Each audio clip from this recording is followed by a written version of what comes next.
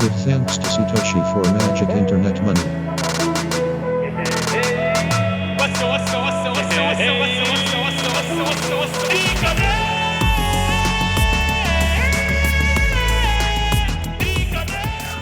Hello, welcome back to the Magic Internet Money Podcast. This is Brad Mills, and this episode is with a friend of mine, Mike in Space, who is a popular Twitter personality, also a bit of a contrarian. He's known for his centrist takes on cryptocurrencies, so he's not quite in the echo chamber of what you'll typically find on Bitcoin Twitter, which is people are just 100% sure there's going to be a citadel, that if you own one Bitcoin, you're going to be a millionaire. Which we all hope for, but Mike is definitely more of a regular guy who looks at things a little bit from the center point of view, and I'm glad we had this conversation because Mike and I have chatted in private quite a bit, and he's a bit reluctant to come on a podcast and talk. He does have a comedy show called Bitcoin Car Talk, which you can check out on his YouTube. You know, he's a funny guy, and he's in Canada like me. And he was just nervous about coming on a podcast, wasn't sure what we were going to talk about. But I thought I'd catch him up on what was happening over the last 3 months in the summer of DeFi, because a lot of people were talking about DeFi. You've probably heard about that. It's a buzzword being thrown around, yield farming and all this stuff.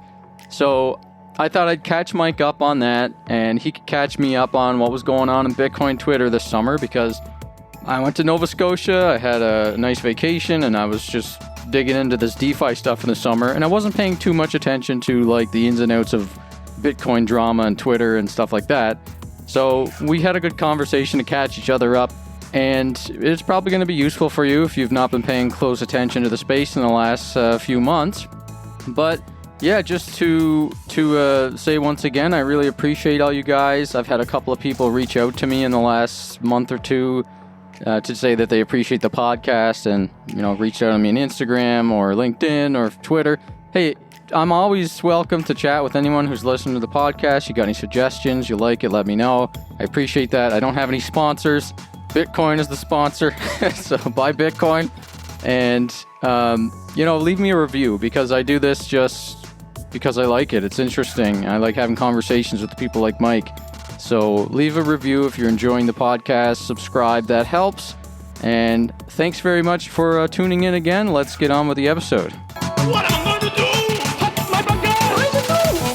Brad Mills is a partner at Xsquared Ventures. All opinions expressed by Brad and his guests do not reflect the opinions of Xsquared Ventures or Xsquared Management. Investing in cryptocurrencies is high risk and you can get wrecked. Do not treat any opinion expressed on this show as investment advice, but only as an expression of Brad's opinion. This podcast is for informational purposes only. Do not attempt to HODL without doing your research first. The world not the way it used to be. No. Welcome to the Magic Internet Money Podcast. Mike in Space, host of the popular Bitcoin Twitter account at Mike in Space. Thanks for having me, Bradley. You're one of my favorite Bitcoin personalities on Twitter, and so I'm glad to have this episode with you. We've been trying to do this for like a year or maybe more. Yeah, it just schedules. Even now, I've got my daughter in the background, won't go to bed. You're one of my favorites as well, Brad. I think we spar sometimes online, but, there's at the end of the day, there's no bad feelings, right? It's like we can come to loggerheads sometimes, but, it's all good. It's only Bitcoin. We don't really disagree too much, me and you. I find like I'm a centrist in a lot of ways, and I find you are too. Yeah. So we kind of share the same views, except I was during the whole like the Bitcoin Cash split and the no 2x movement and all that. I was pretty hardcore team maximalist, no 2x, UASF. And you were it felt like you were kind of trying to figure out what you were. No, I mean, I think deep down, I am a maxi because that's really my whole investment thesis. That's all I hold. But I'm a little bit more laissez-faire, where it's like, you can do whatever you want. It doesn't bug me. You want to do SV or BCH or Ethereum. It's like, it really doesn't bug me if other people have different perspectives on this stuff. Right.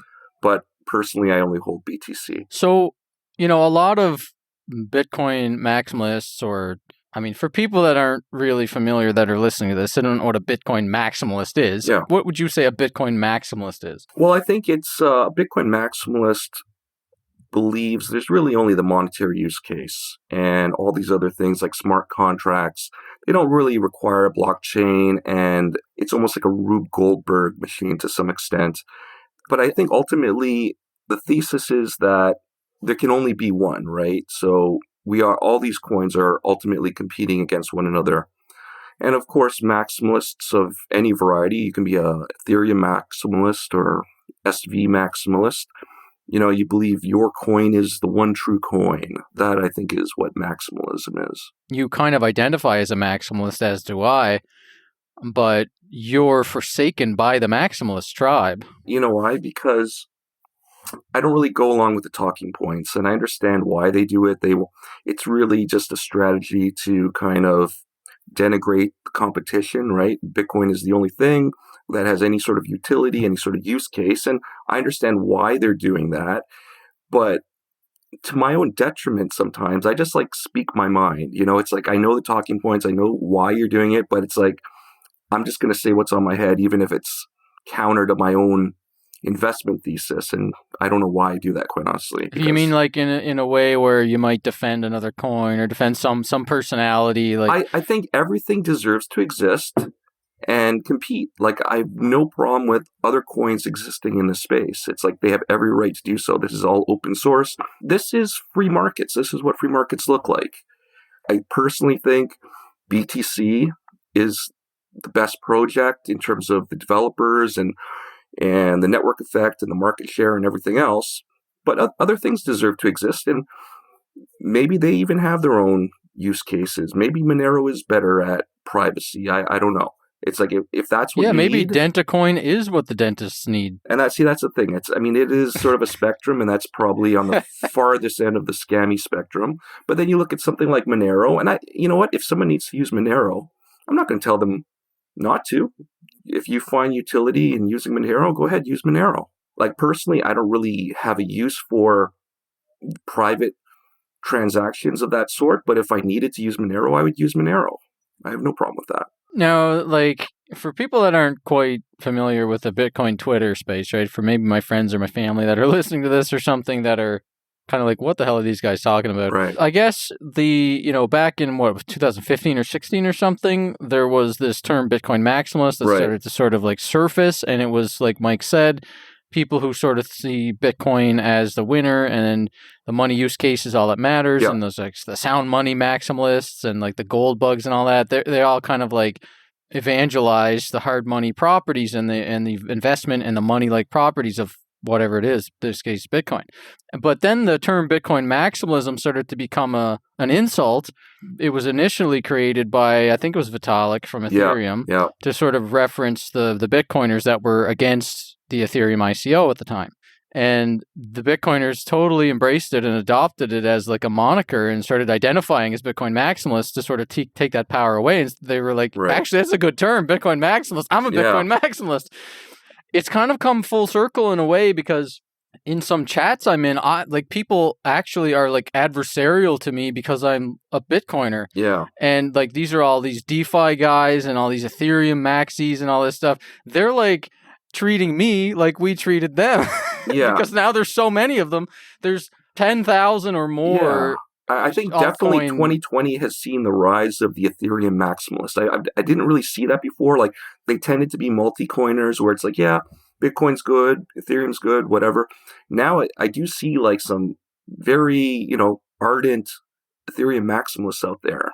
Just because with DeFi and everything else happening. They all steal Bitcoin memes, I find. They all take the same memes and mimetic behavior or whatever from early Bitcoin slogans and stuff, and they just use Ethereum now.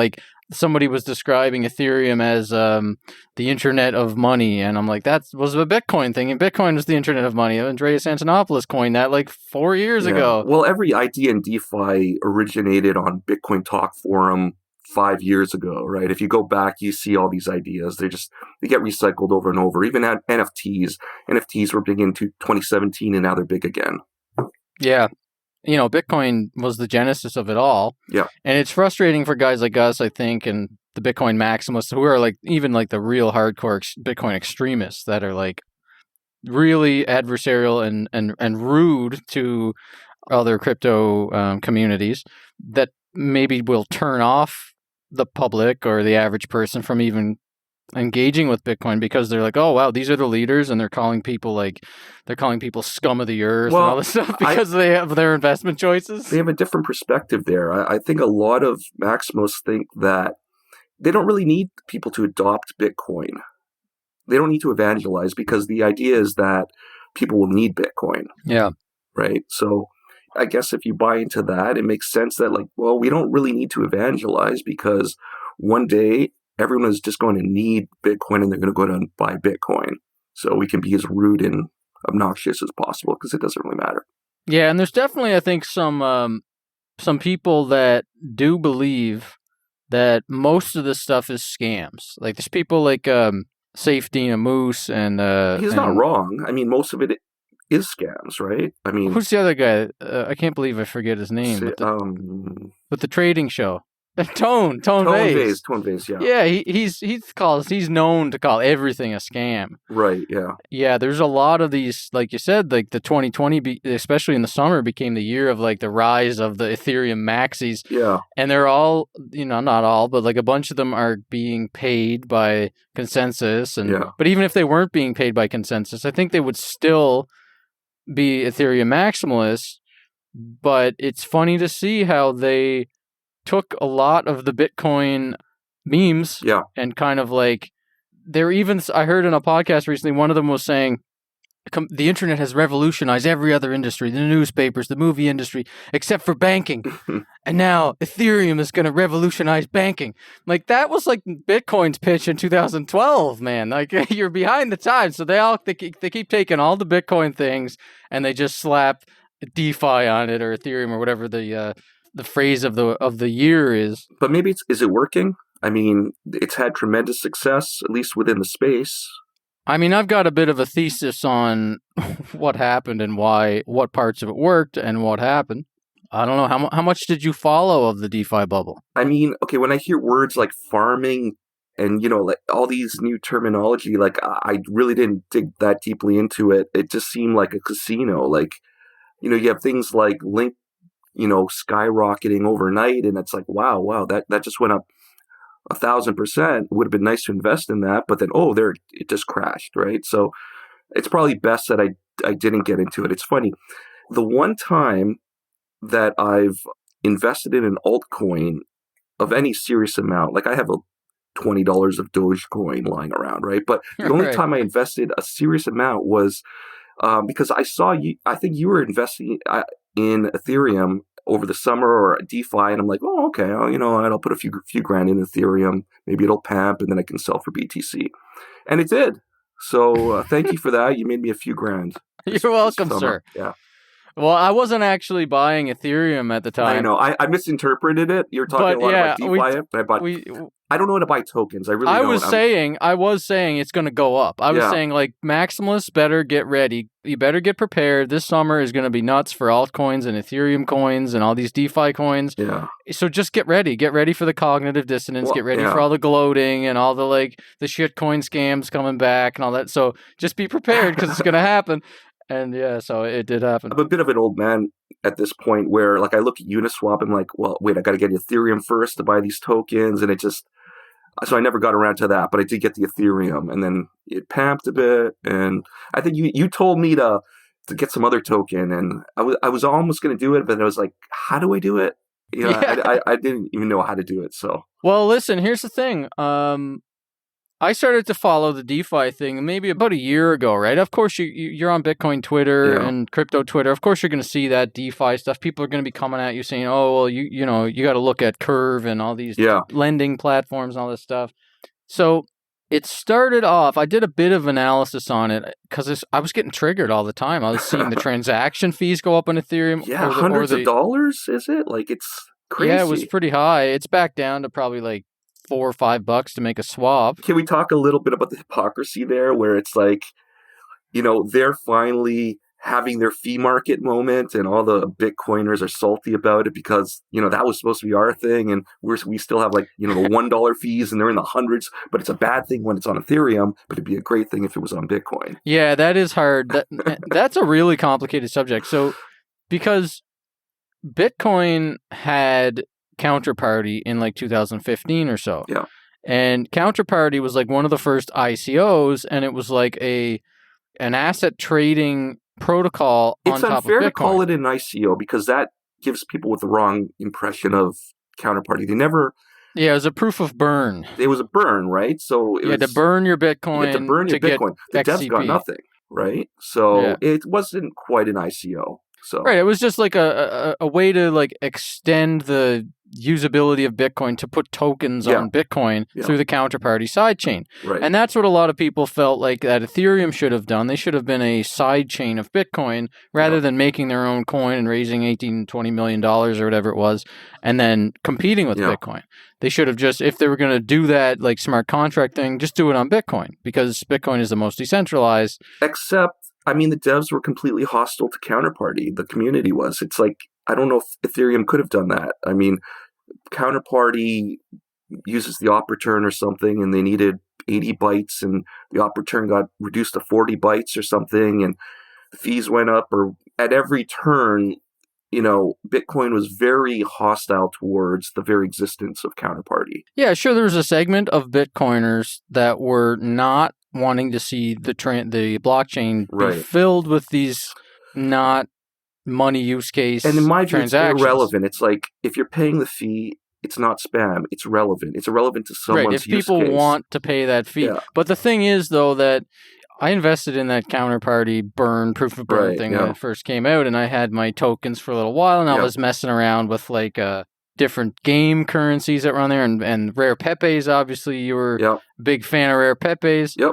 Coming from the outside, because I was purposefully not networking and trying to become an insider. I was staying outside so that I could keep the beginner's mind or whatever, the outsider sort of regular Joe mindset. I didn't want to be networking with the Bitcoin developers and all these insider investors and stuff. I wanted to be a normal dude just in Bitcoin, right? Right. So I was playing with these things, and it felt like the 2016 run up to the 2017 bubble was when there was a lot of stuff being done on Counterparty, but the Bitcoin fees started to creep up. Yep. And that's when the blockchain got sort of full in 2017, and the fees on Bitcoin hit $5, and then people were kind of freaking out. Roger Ver and all those Bitcoin Cash guys were we need zero fees. So from a user's perspective, I didn't really want to pay the $5 to move my rare Pepe card around. Right. I just felt Bitcoin is money, and the fees are something that we've got to either put the money transactions for small value transactions on a second layer. So I was supportive of Lightning Network and SegWit, not 2x, with the SegWit upgrade. And I sort of accepted that, okay, Bitcoin is going to be higher fees for a little while, but it was a bit of a trigger for me because I got in early in that cohort of Bitcoin is cheaper than PayPal, and it's decentralized, and it's an alternative to Visa and all this stuff, and it's cheap and it's fast and all that stuff.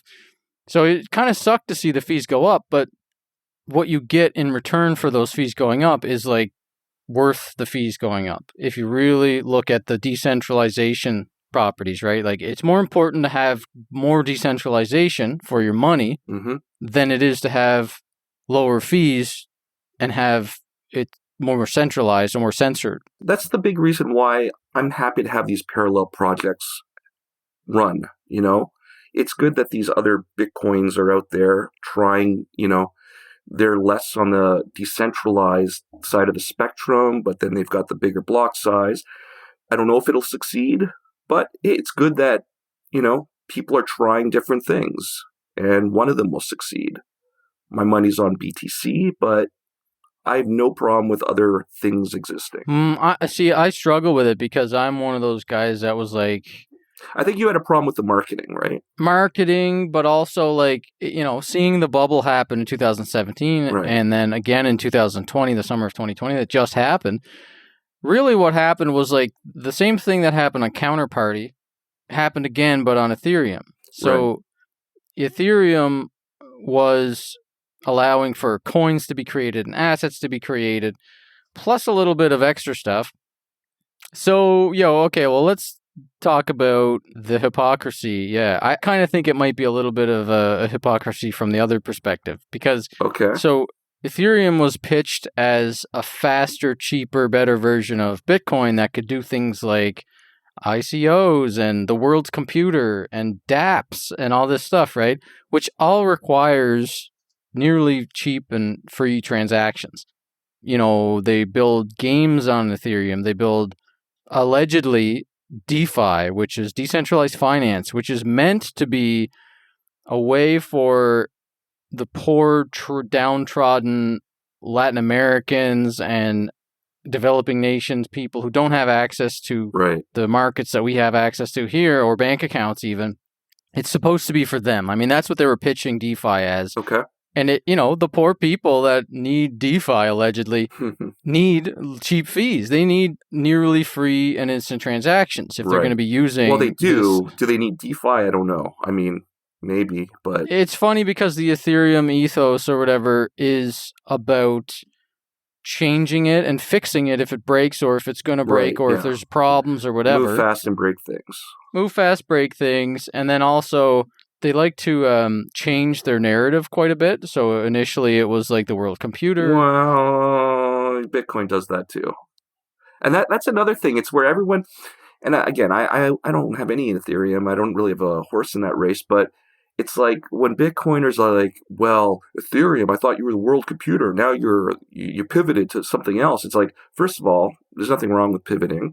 But also, it's like, there's been an evolving narrative with Bitcoin as well. It's like both projects have done this, and it's totally fine. It's kind of true, but it's also more like the evolving community's understanding of Bitcoin, because Bitcoin was originally meant to just be money.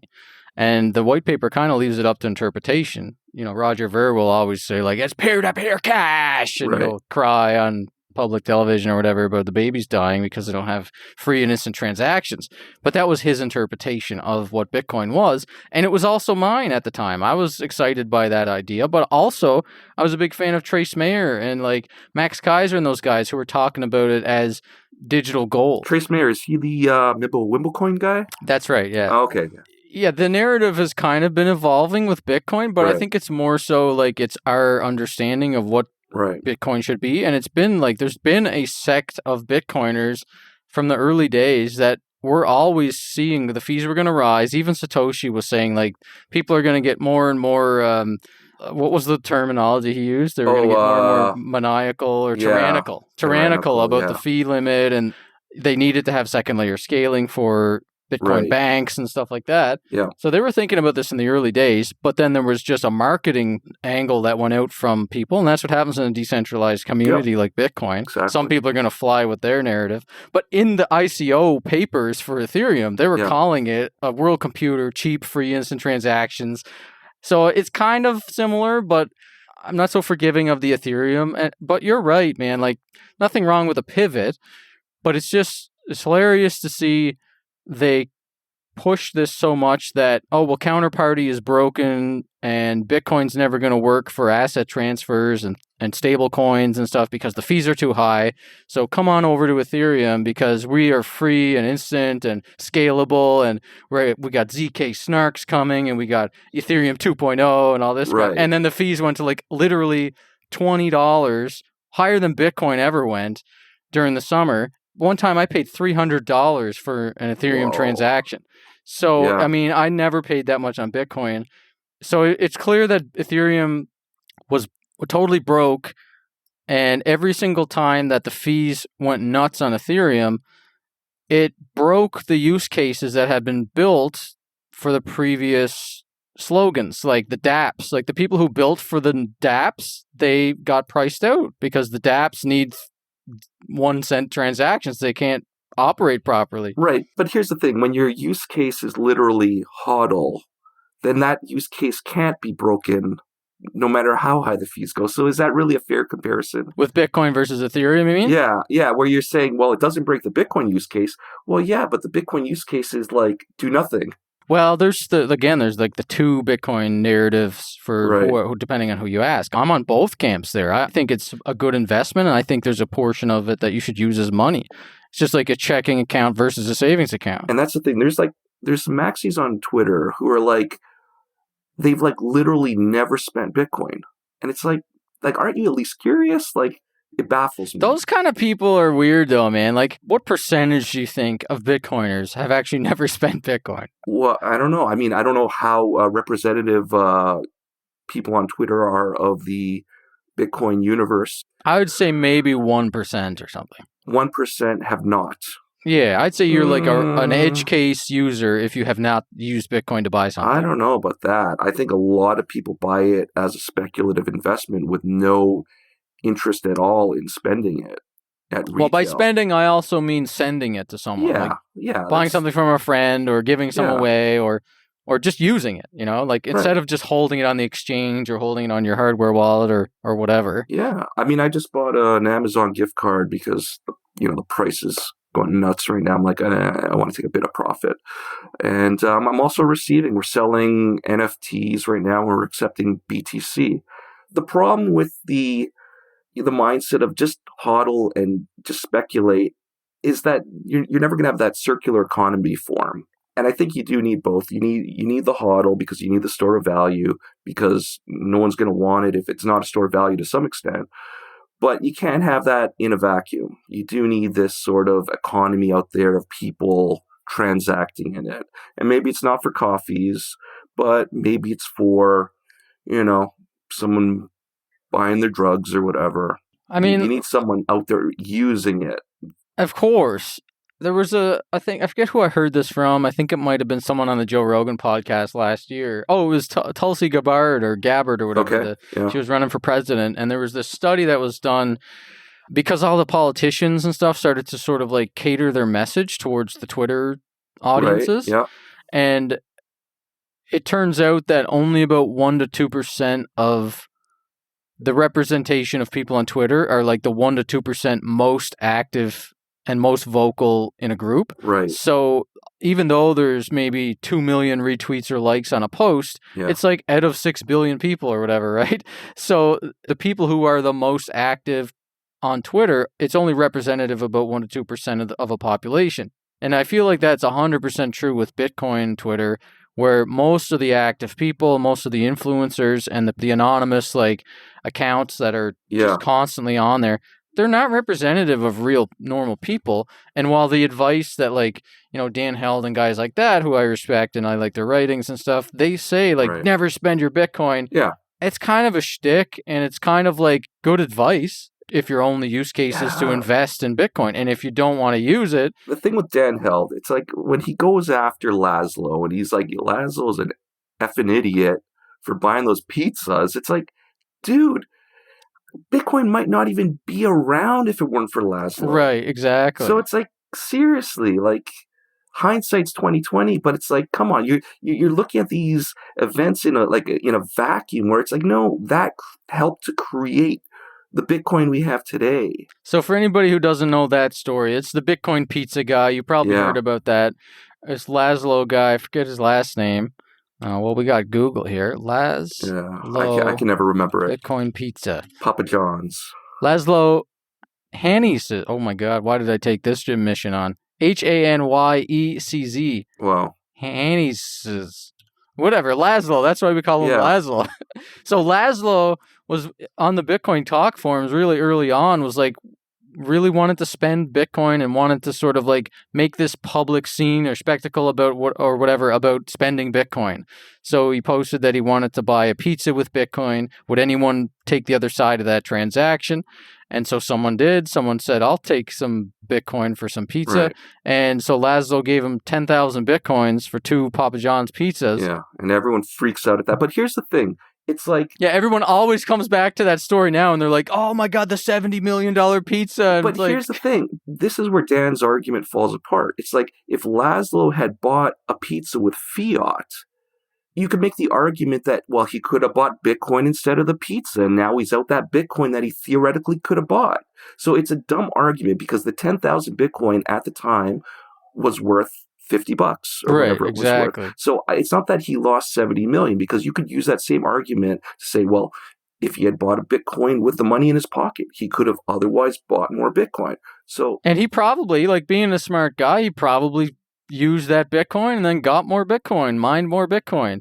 He's not going to be public about how much Bitcoin he's holding. And Laszlo was also the first guy to buy anything on the Lightning Network. In 2017, when Lightning Network went live, didn't know that. he replicated the experiment, and he was the first person to buy anything on Lightning Network with Bitcoin. So he Right. did it again. He did the Bitcoin pizza experiment again. And So we need to celebrate. yeah, we got to these celebrate that people. guy, not denigrate Right, him. exactly. It's good advice. It's just kind of like poorly presented. It's good advice to say, if you're going to spend your Bitcoin, just, get to a target percentage of your portfolio that you want to have in Bitcoin. Sure, use some, but replenish that. If you're spending into your savings, then replenish your Bitcoin eventually. You got to. Yeah, but what about the capital gains? And oh boy. I mean, there is a bit of an issue to that. That is kind of true. But I mean, how cypherpunk of you. It's like everyone's like, oh no, my taxes. Oh boy. Yeah, it is. It depends on what country you're from. If you're from Portugal, you'd be fine, because I don't think they tax Bitcoin transactions there. But it is good advice to hold your Bitcoin, and it's probably going to go way up. And if you hold that for 5 years or something, it's probably going to be worth 10x what it is right now.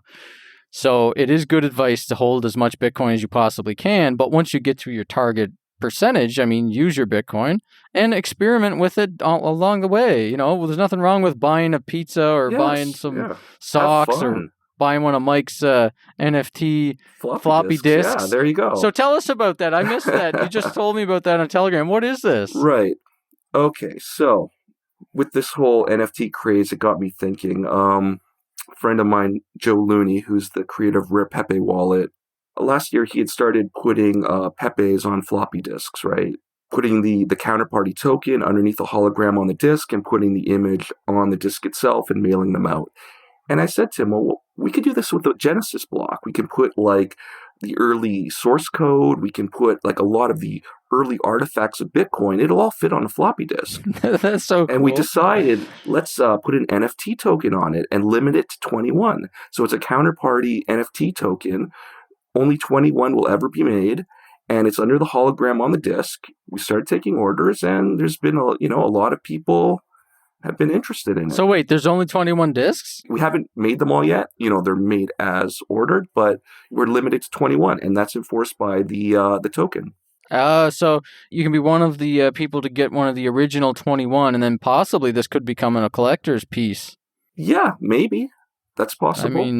Why not? There's lots of really cool Bitcoin art. There's Cassatius, there's Kialara, there's so many different. We got Rodolfo's block clocks. There you go.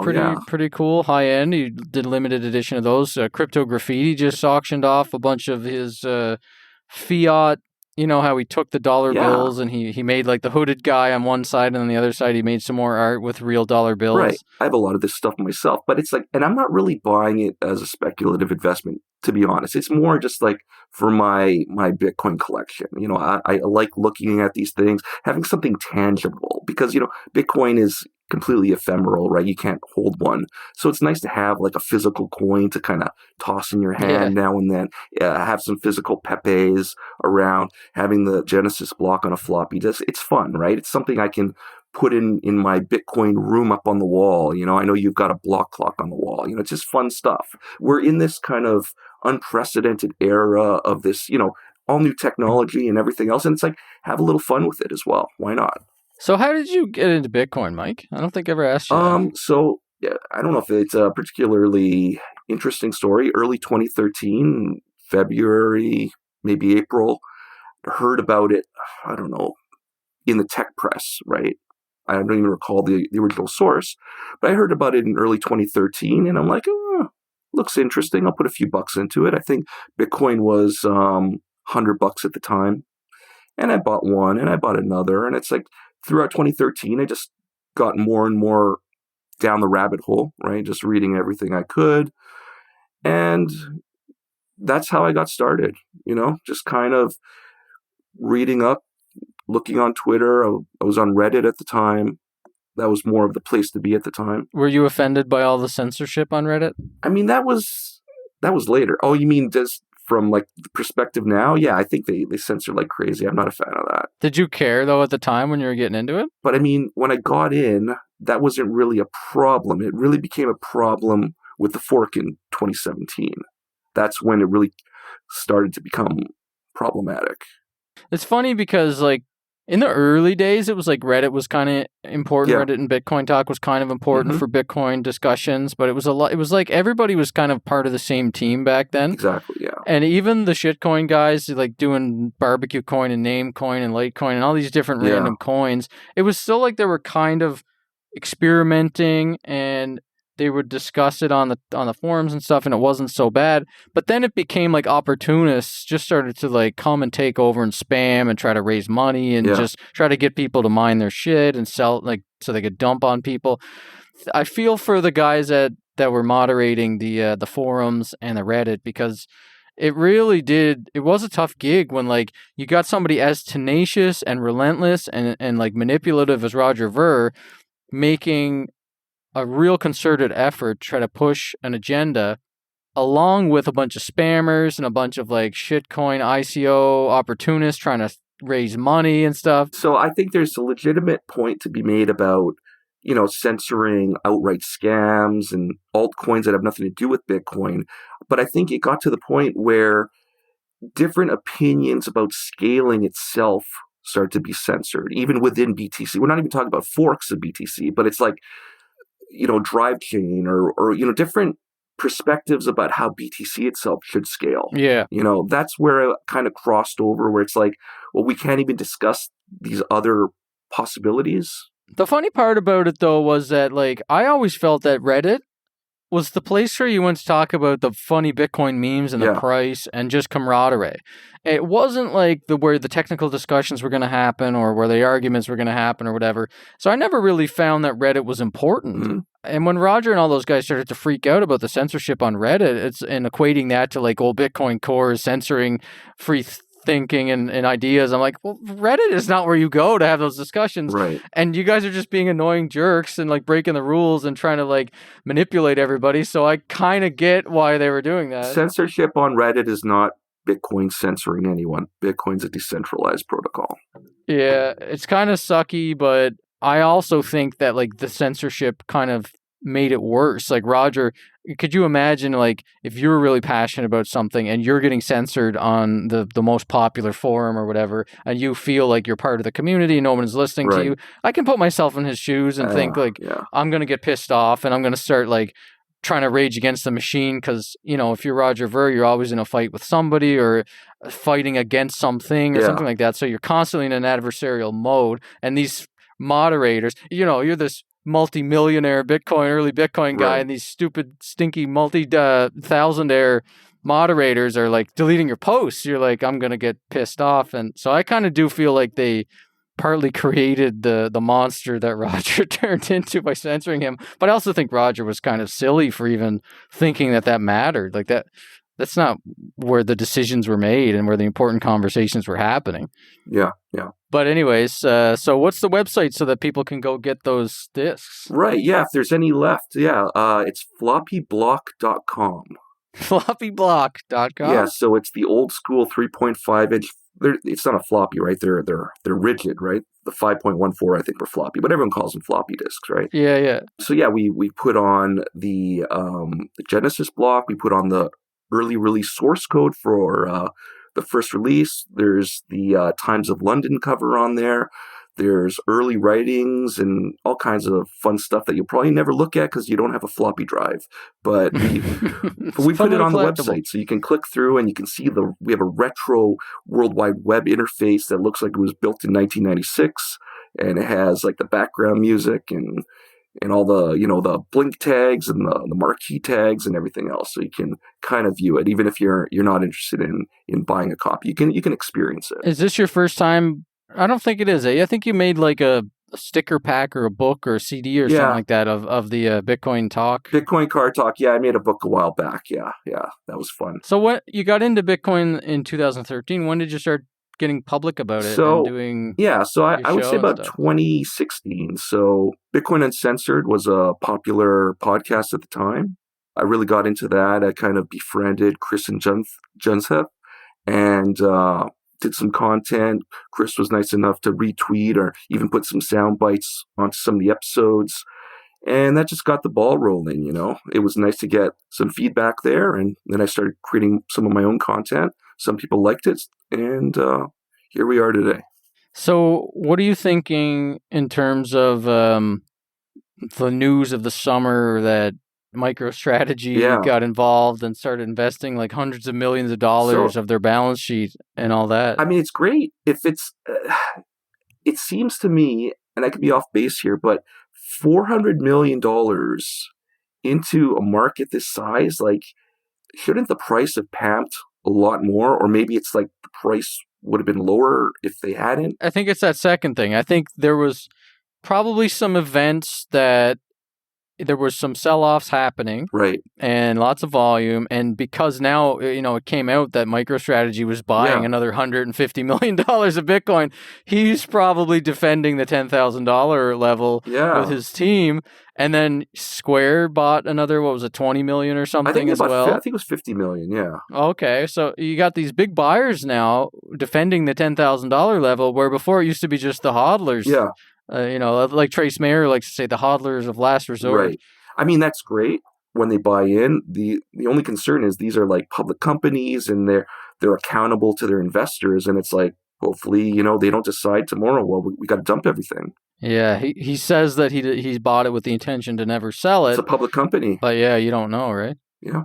So hopefully that is the case, because that is the double edge of the sword. Right. Like, you think, okay, now you got these big companies that are well on their balance sheets anyways invested into the price of Bitcoin, and they're now acting as buyers when the price starts to go down because they don't want to see their assets go down in value. Right. But the flip side of that is, will their exit be as gradual as their entrance, or are they just going to be like, okay, we're out? I mean, hopefully what we're going to see is what a lot of people were predicting, is that big giant public companies and hedge funds and sovereign wealth funds and even central banks and stuff start to allocate small percentages of their portfolio to Bitcoin, and then Bitcoin just keeps going up as the market cap has to increase, because like the sovereign wealth fund of the Abu Dhabi, that's like maybe $1 trillion or like 900 billion or something like that. I mean, their sovereign wealth fund is like 5 times the whole entire market cap of Bitcoin. So they need to come in with a minimum of like $1 billion in order to make any kind of important dent in their portfolio for it to be even relevant. So when you start attracting like the really big players like that and the pension funds and things like that, it's going to be pretty big purchases. And then whether it's a good or a bad thing, I mean, we see with the stock markets what happens when the big funds and the pension funds and stuff start to buy into stuff. It becomes like too big to fail. But do you think it could corrupt the ethos of Bitcoin on some level? Well, I think one of the things I was interesting to see about Trace Mayer's sort of like exit from public Bitcoining was he was one of the big proponents of Backed, which was doing the physically settled, non-rehypothecating, like one-to-one backed Bitcoin futures product. And that was unique because a lot of the people like Trace that were early in the gold scene and got in even before the gold ETFs and everything, they saw the corruption of the gold markets by the financial players as they started to make paper gold products like ETFs and stuff. You don't know that that's one-to-one backed by real gold. And now it's coming out that it wasn't, and they've been manipulating it for a long time and getting fined billions of dollars, all the big banks. Scotiabank and Deutsche Bank and JP Morgan, all these banks have been manipulating the prices. But that can never happen to Bitcoin because everyone runs their own node. Well, the idea was that Backed was actually going to run a node, and they were actually going to be one-to-one backed, and there was going to be no rehypothecation. And that's what Trace was so excited about. And I remember he was always tweeting about that, and Caitlin Long as well. They were doing that thing in Wyoming where they were like changing the laws there, and they were going to set up a Bitcoin bank, and they were so excited for Backed. And then Backed launched, and they said, well, yeah, we're doing rehypothecation. It's not one-to-one backed. It's physically settled, but not for one-to-one. So there is fractional reserve happening in Backed. And then Caitlin Long launched the bank, and it was like a Bitcoin plus altcoin bank. So they have shitcoin and ICO companies and everything using those laws that Trace and her worked on. So I feel it was funny, like at the same time that Trace started to promote Mimblewimble coin, whether that was on purpose to exit and like leave public Bitcoin life because he has too much, or whether... I don't know. It doesn't seem like a move that a billionaire would make. I mean... Printing out little slips of paper and slipping them to people at a conference. It almost seems calculated, like he did it knowing he was going to get that backlash and that would be his end in like public Bitcoin life. It almost seems like that he did that as a strategy.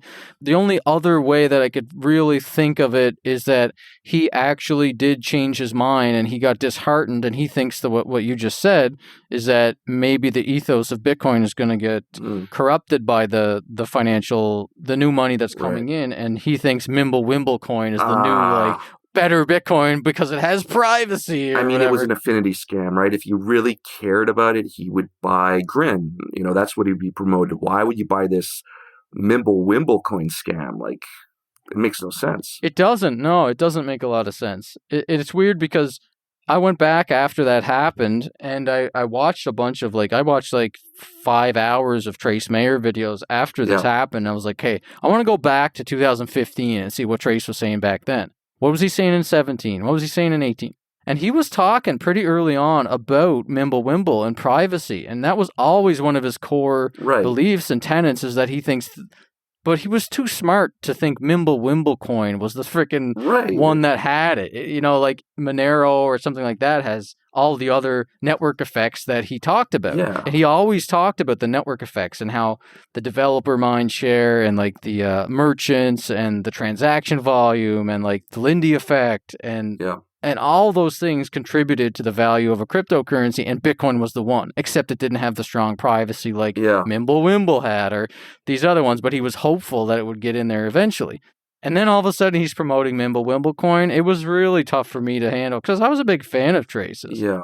He was one of the guys that I was originally heard about talking about Bitcoin. I know he's completely exited Twitter. Is he still doing his podcast? Has he made any statements? He hasn't done anything as far as I know. I mean, I haven't followed him too closely in the last couple of months, but as far as I know, he still owns the @Bitcoin handle. Oh, that's him. I didn't realize that. I'm pretty sure that's him. And then I think he also owns the We Use Coins domain. Okay. Do you remember that domain? Yeah, it kind of sounds familiar. It's one of the most higher rated for SEO websites for Bitcoin. When you search what is Bitcoin, that's one of the number one page one results. Speaking of domains, do you know that MicroStrategy has pointed hope.com to their Bitcoin page? That's pretty awesome.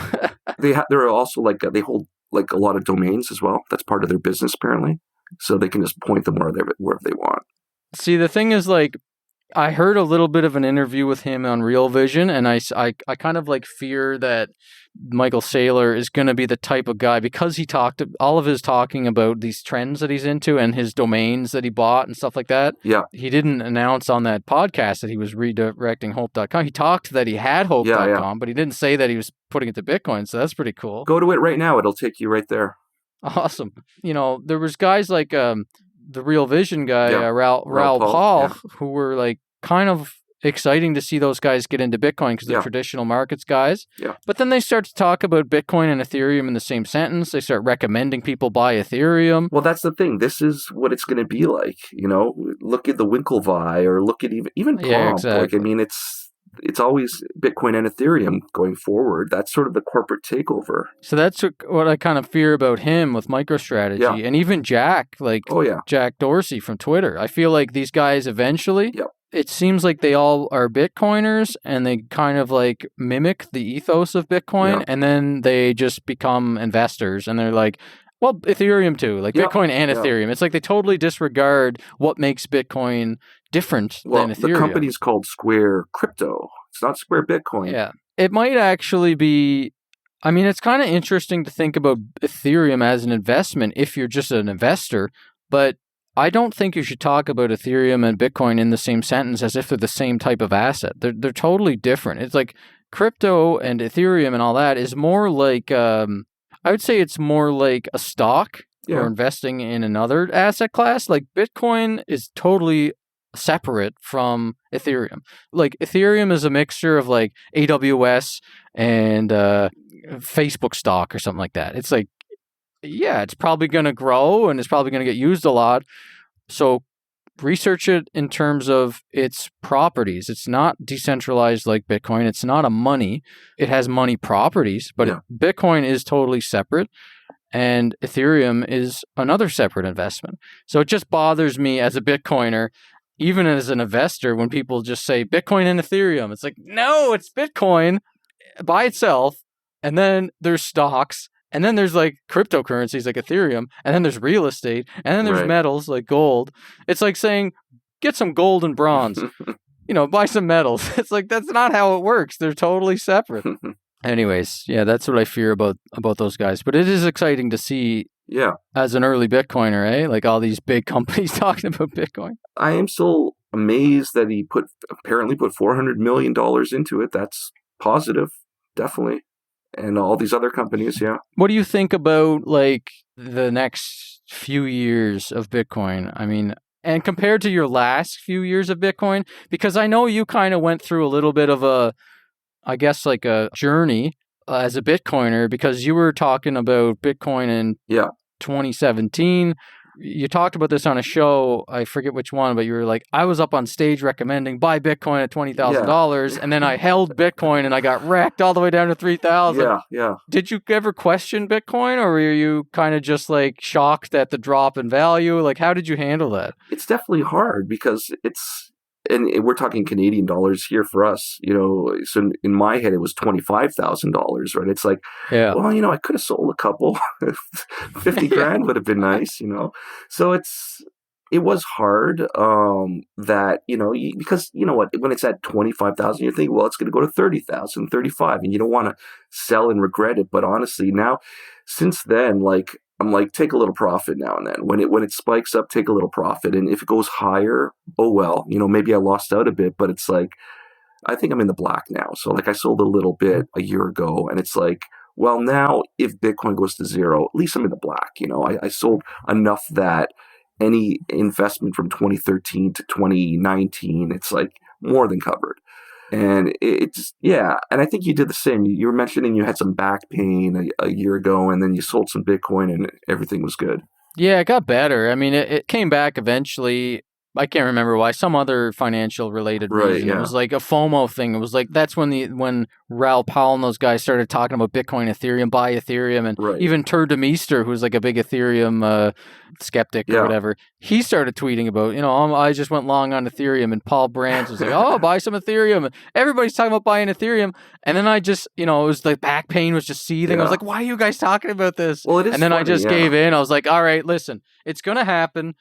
Doesn't matter if it's a scheme or if it's scammy or if it shouldn't be this high. It's going to happen, and I'm just going to embrace it. Let's just see what happens. Yeah, I mean, the only way you're going to get a 10x or a 50x is through alts at this point, because Bitcoin is so high. Are you going to get a 50x out of Bitcoin at this point? Maybe in the next year or so. I don't know. No, I don't think so in the next year or so. I think if you're investing in Bitcoin now I think they're still up like 100x in Bitcoin. Okay. Maybe actually that was when it was 10,000. I was saying that. It's a little higher than 10,000 now. So maybe a 75x or an 80x or whatever. But that's like over 10 years. Yeah, exactly. But if you want to buy some Lincoln that goes up, in a week, and then you can sell to BTC. I think that's why a lot of these maxis, like, they've got their fingers in alts. The problem is, though, that most of these things are really volatile, even more than Bitcoin. And most of the time, you're not smart enough to sell the tops, and you get into that mindset, like you just said, of like, oh, this thing already went up 10x, oh, it's going to go 20x, and you hold it too long, and then the bubble bursts, and you lose all your profits. So it is sometimes better to just sit in Bitcoin, ignore all the altcoin movements, ignore the Ethereum stuff. Yeah. And like, I'm kind of happy about how the bubble played out this time, because I feel like my thesis and my criticisms of Ethereum were validated and kind of proven true. I was saying for a long time that like, there's no way Ethereum is going to go past what, all these Ethereum maxis are like, Ethereum's going to break the all-time high before Bitcoin breaks the all-time high. And But what ended up happening was every single time Ethereum tried to get to this like $450 level, it literally clogged, and the fees went so high that it broke all the apps that were built on Ethereum. It broke Uniswap. It broke these lending platforms. And it really proved that the only people using DeFi are whales and VCs and insiders and consensus and developers that have tons of Ethereum. So the people that are using Ethereum for DeFi, it's not these like Latin American poor people using stable coins and make or die and all this like nonsense. It's whales and VCs. And what they're actually doing is recreating the complex, unfair financial system that has given us the 2008 bubble collapse, the Black Thursday COVID collapse, the current bubble, like the 2000 LTCM crash, like all these quants and all these like really crazy derivative products and stuff that really make it so that you're so levered up that things are ready to pop all the time. Right. That's what DeFi is doing. It's not like saving the average developing nation person and giving them access to our financial markets. It's manipulating and pumping and dumping and creating tokens and dumping them on poor plebs. But then everybody says, oh, but Ethereum's going to go to 1,000. It can't. It literally has a Lindy effect ceiling on it of like 450 or so, because when it tries to go higher, the fees go so high, it breaks all those use cases. But like with Bitcoin, it doesn't break the money use case. It sucks. And yes, we do have to scale. And I mean, they're trying to scale on Ethereum too, but they've got such a shit show over there now. They've got to do, not only do they have to scale dApps, they have to scale gaming assets, and they have to scale like NFTs and games and stuff. They have to scale the money, like the Ethereum. They have to scale all the stable coins, and they have to scale all these other tokens so every layer that's a scaling layer, it has its own token. Right, yeah. And they're all competing. They're all trying to be their own layer. Like there's a Matic network, which is trying to be its own layer for scalability. There's the Uniswap version 3 that's coming out apparently, and that has a Unicoin now. And like every scaling solution on Ethereum has a coin. It's so stupid. They're all like cannibalizing. The investment mind share is all being torn in all these different directions because, oh, we're going to scale Ethereum, buy our coin, but then you're losing your Ethereum to go get your scaling layer coin. Yeah. And at the same time, they've got ETH 2.0, which is supposed to be the sharding, proof of stake, like save the planet narrative for Ethereum that's going to really scale it. Meanwhile, Ethereum 2.0 is actually just staking Ethereum coins right now. And that if that happens by the end of this year, it would be so surprised. But if it does happen, everybody's going to be so disappointed once they realize that it doesn't do smart contracts. It doesn't actually allow you to use Ethereum 2.0. It's just to stake your coins. It's just a money scheme. It's a Ponzi scheme. I don't know if they'll ever go to proof of stake. I think it's kind of brilliant what they did, actually, because they kind of staved off ASICs for the longest time. So by always having this sort of proof of stake, oh, it's just around the corner, it's just around the corner. Yeah, no one would invest. Yeah, exactly. So in a way, it made Ethereum ASIC resistant for the longest time, right? I think the first ASIC was in 2019. I'm not even sure that's widely available. So Ethereum was able to have an ASIC resistant algorithm for the longest time. But for the longest time, it was also profit resistant because it wasn't that profitable to mine Ethereum compared to Bitcoin. I have a couple of friends that have big mines, and they just started mining again this summer because of the fees. The fees went so high that they're all investing all their money now into Ethereum mines. Yeah. The other reason why they're doing that is because the GPUs that they can use to mine Ethereum with, they can also do things like 3D rendering or AI research or whatever. So you can invest in a mine and then an Ethereum mine. But profit is meant to trend to zero, even with Bitcoin mining. That's how it's designed. Yeah, but with Ethereum, it's like there was a fee bubble because the fees just got so insane because of the DeFi. I mean, the way they advertised DeFi in early 2020 was like $1 billion locked in DeFi, and Ethereum has taken over the financial markets. Everything's going to be built on Ethereum for, the whole banking system's going to get built on Ethereum, all this stuff. So they start attracting dumb money that starts to see these numbers and believe it. Like, oh, it's locked in Ethereum. It's not locked. It's just temporary there. And they say it generates yield, right? Right. And then you should buy Ethereum for that reason. Mm-hmm. But it's actually stable coins that were moved to Ethereum, like Tethers and USDC and stuff, that made up most of the DeFi locked TVL, they call it. And that was mostly whales, and that was mostly VCs and huge funds and stuff. So they were pushing this narrative of all these returns that all these people were getting, average people, and all these tens and hundreds of thousands of users using DeFi. It was like a couple thousand people in 2020, like average monthly, using these DeFi protocols. And they all worked at consensus, right? And they were all like VCs. They were all like working at consensus. Yeah, all developers or whatever.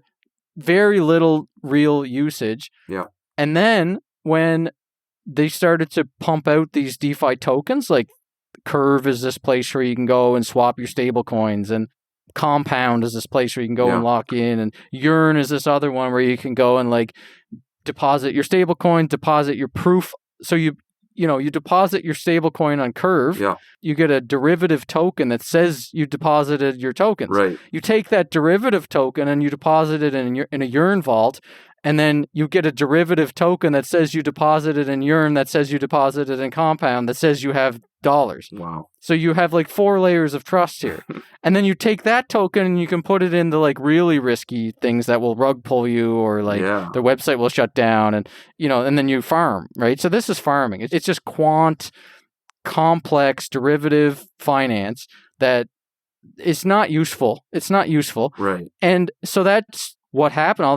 All these like Ponzi FOMO traders from 2016 on that were trading altcoins start to like jump into DeFi, and they start seeing all this TVL or whatever, and all that is earning interest. How are you earning interest? Is it that you're locking up and providing liquidity, or like where's this interest coming from? The interest is calculated from the shit coins that get printed for whatever it's just scheme. Printed. It's just printing. Yeah. So they sold it, and they still sell it as its APY, average, whatever APY stands for, potential yield or something like that.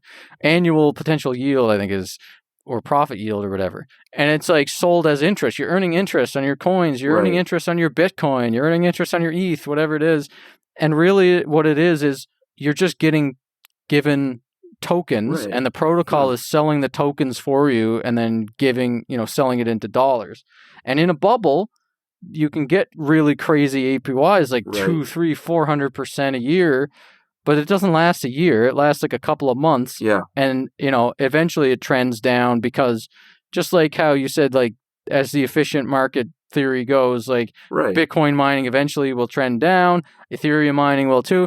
These APYs are just a Ponzi bubble short-term thing. There's no chance they're going to be over like 20, 30%, even if the token printing survives. When these VC-backed companies that also have investment in Coinbase and stuff start pushing out billions of dollars worth of these created from nothing DeFi tokens to people who have their dollars and Bitcoin locked into the protocols, it starts to attract lots of FOMO, and then everybody starts to buy it and lock in and everything. And now the total value locked is just insane. And I think right now there's, let me look, there's this site DeFi Pulse you can go to that tells you how much is locked in these, or quote unquote locked in these protocols. I think Bitcoin is the biggest one. Looks like, how do you do this? Yeah, Bitcoin's the biggest one. There's $1.5 billion of Bitcoin being used in Ethereum DeFi. And what that is a lot of Bitcoiners and like AltCoin using Bitcoiners and funds that own Bitcoin see this Bitcoin yield and these big yields in these protocols, and they're like, well, we're going to just lock it up. And they use whatever protocol it is to lock up their Bitcoin in this DeFi derivative nonsense stuff. And as $1 billion of Bitcoin starts to come into DeFi, the yields just drop. So now your yield on your Bitcoin and Ethereum is like 10% or something like that. It's like you might as well just use BlockFi or one of these other protocols. Well, that's what I was going to ask. Yeah, like how is BlockFi able to offer like a 10% return on a stable coin? There is a real use case for these types of investments for generating yield.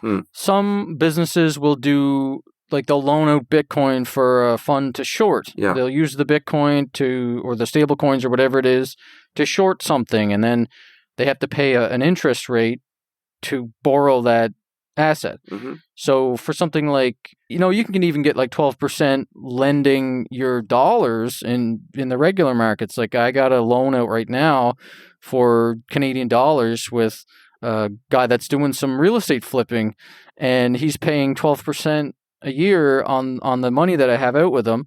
So he's making some profits by using my money, and he's paying me 12%. And I have some legal protection. So if he messes up and tries to not pay me or whatever, I can take over the properties. I'm like legally on the lien or whatever.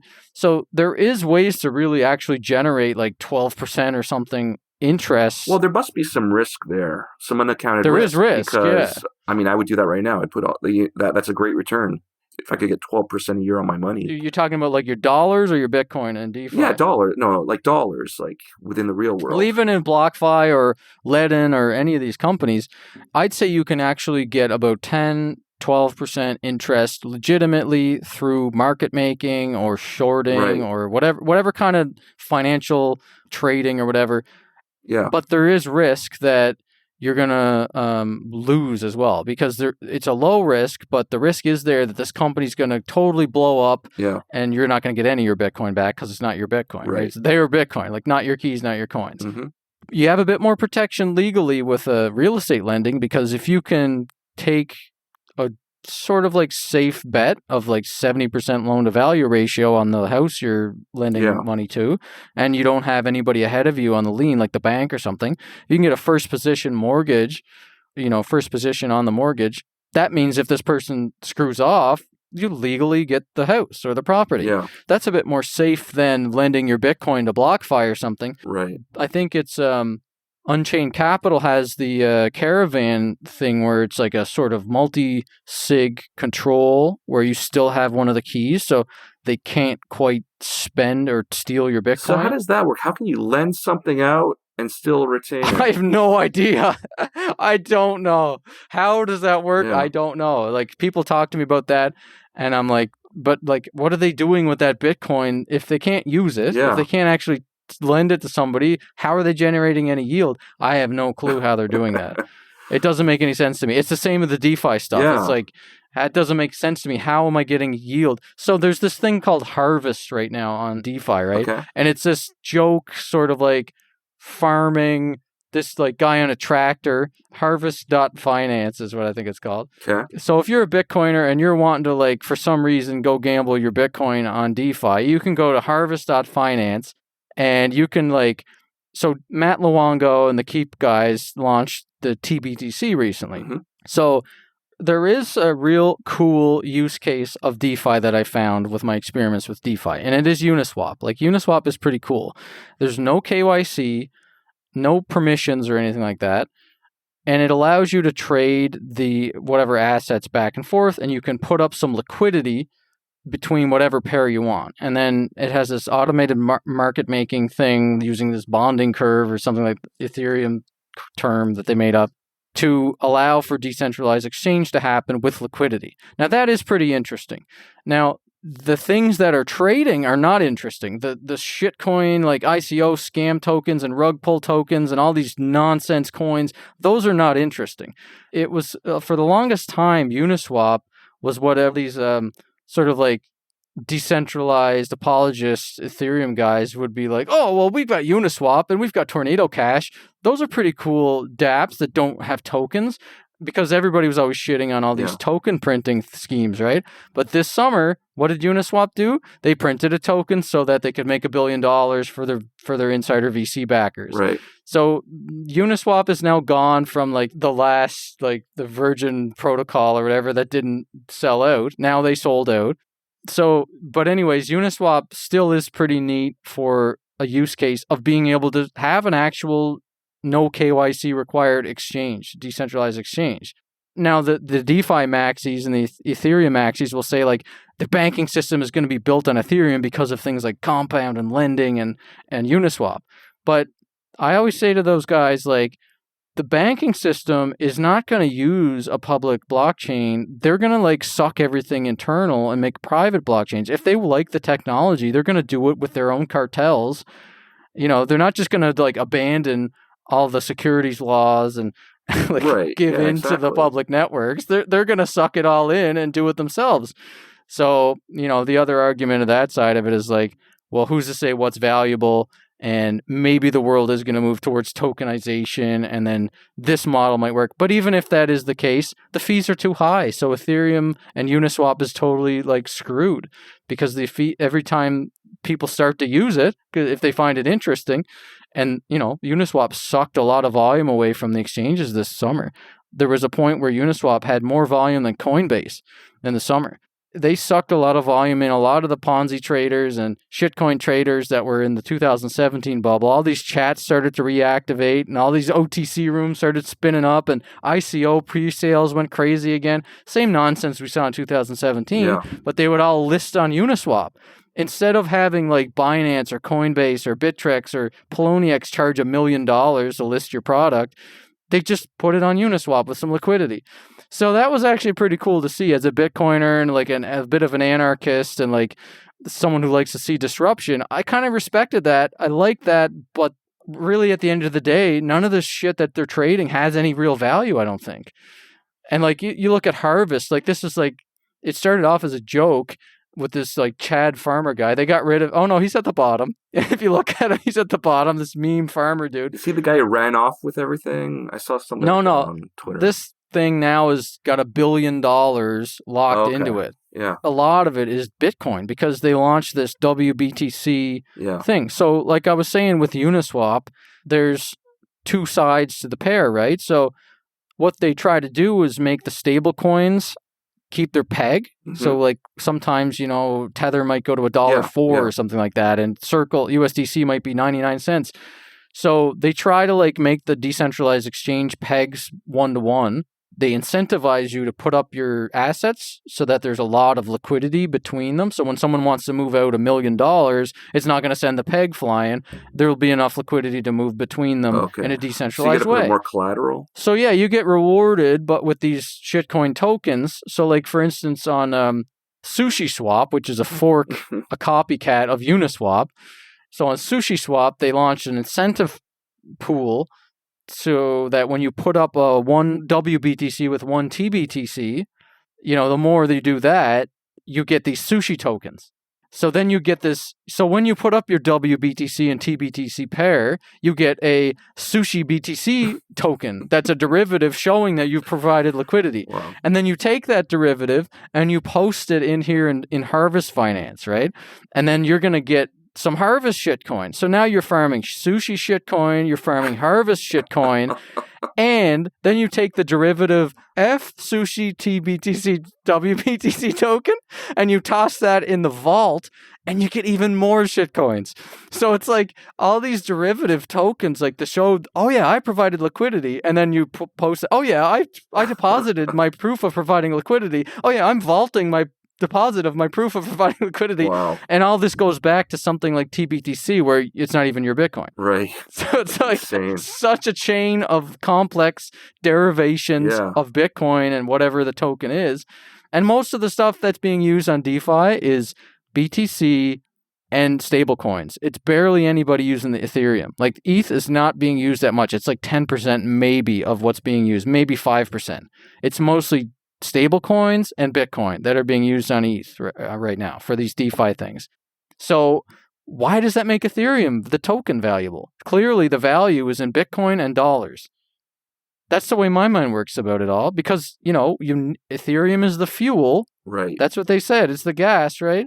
And nobody wants their gas prices going up. So why should the Ethereum price go up any more than it is right now? Because that'll only mean that it's going to get more expensive to use Ethereum. Yeah, and I guess the argument can be made that it kind of perverts incentives, where if there's more value riding on top of the network than the native token, bad things can happen at that point. Yeah, I've heard people say that before. Like, do you have any insight into that? I never really got that argument. That was the criticism even with Counterparty, where you don't want to have like, you know, assets that are worth more than the native token, because then it's like, okay, so say you want to bribe the miners to double spend something, right? It's the value of the token that's riding on top that really matters. So it's like, yeah, I might be reversing a $1 Bitcoin transaction, but on top of that, there's like $1 billion asset. Right.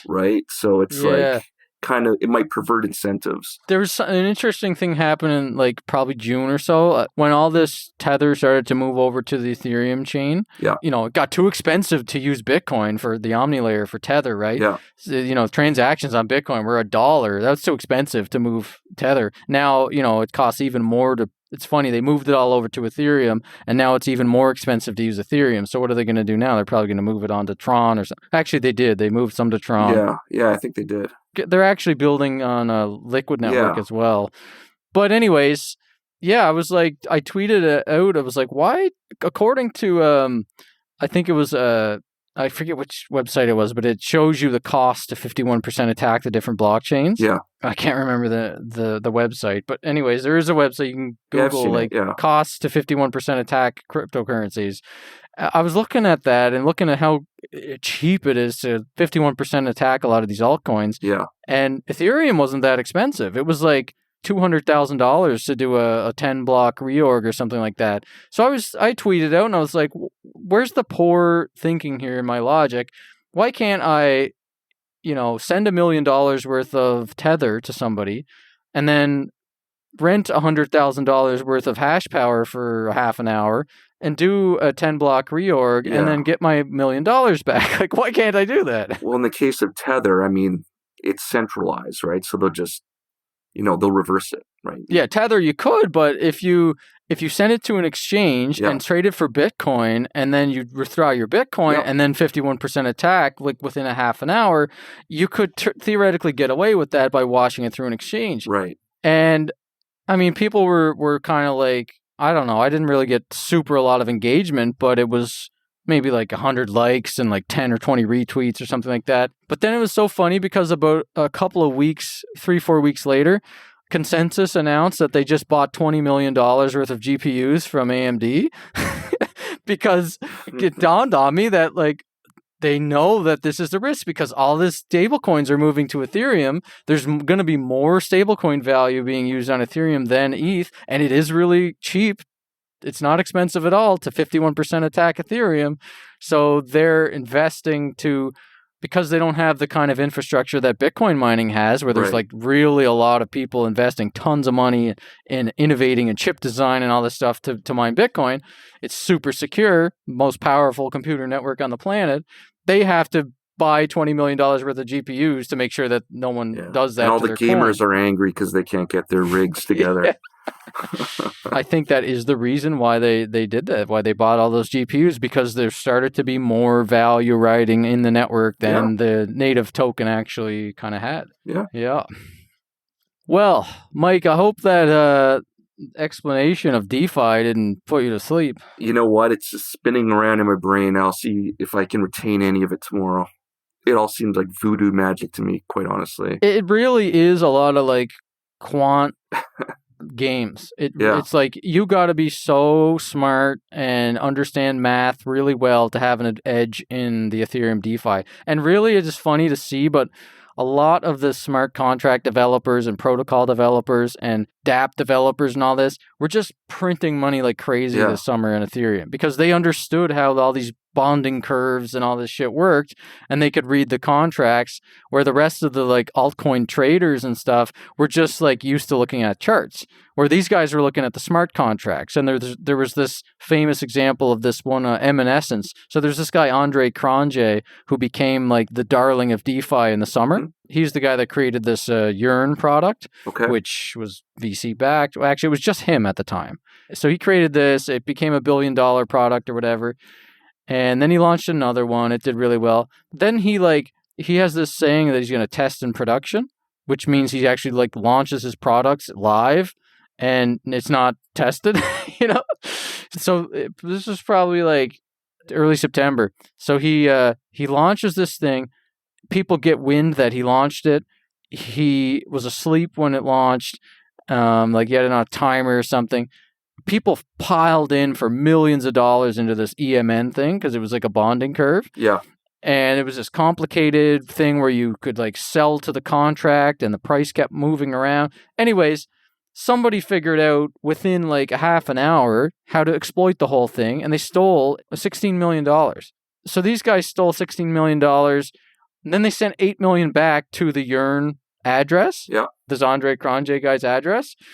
And so that kind of was the beginning of the end for his product. Then the Wi-Fi token started to tank. Everybody started getting pissed off with him. And then he launched another one.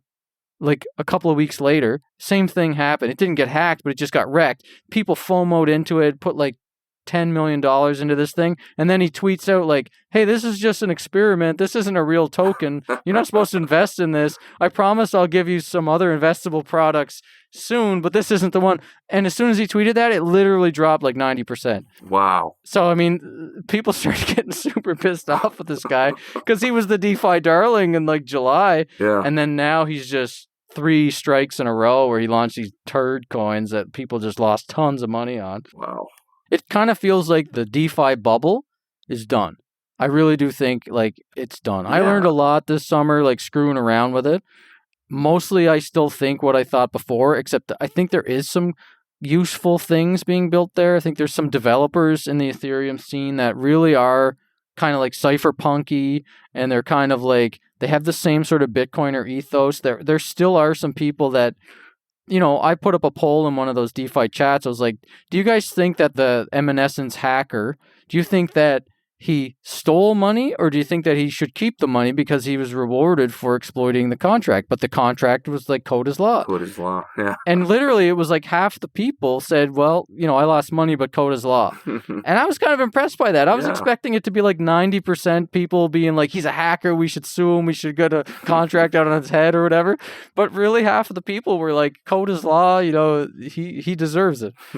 So I kind of gained a little bit of respect for some of the Ethereum people, but then also at the same time, I was being attacked so much because people knew me as a Bitcoiner. People were like driving me out of their chat rooms and calling me a maxi and like being so vitriolic to me. And it was kind of interesting to see it from the flip perspective, because usually that's what Bitcoiners do to the shitcoin people. Right. Yeah, like they call them shitcoiners and dirty scammers and all this and drive them out of the chat rooms. So it was interesting to experience it from the other side. I was in the shitcoin dens and they were trying to drive me out. Anyways, Mike, it's getting late, eh? It's 11:30. Yeah. Should probably get to bed. How's your daughter doing? She's walking around somewhere. She left the room, but yeah, I gotta go take a look, see if she made it to bed. Well, is there anything else we should leave the people with? What's your Twitter handle? Is just at Mike in Space? Yeah, it's at Mike in Space. Yeah, so go there if you want some tweets, and if you want to see some comedy episodes, you can go to bitcoincartalk.com, and I think that's it.